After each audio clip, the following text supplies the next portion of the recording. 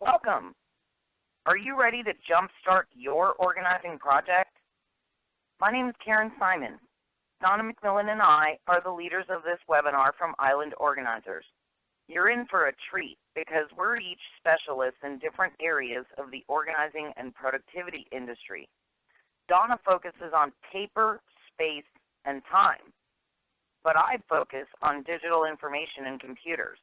And we can't wait for you to hear these proven, life-changing keys to organizing so you'll feel like you can tackle anything.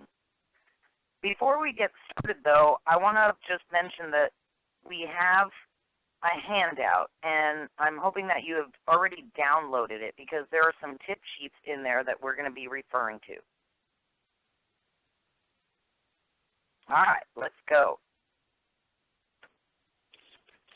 Our goal for you today is to help you learn how to get started with any of your organizing projects, whether you're organizing your closet, a garage, your desk, your office, or if you're just trying to rid your life of some clutter.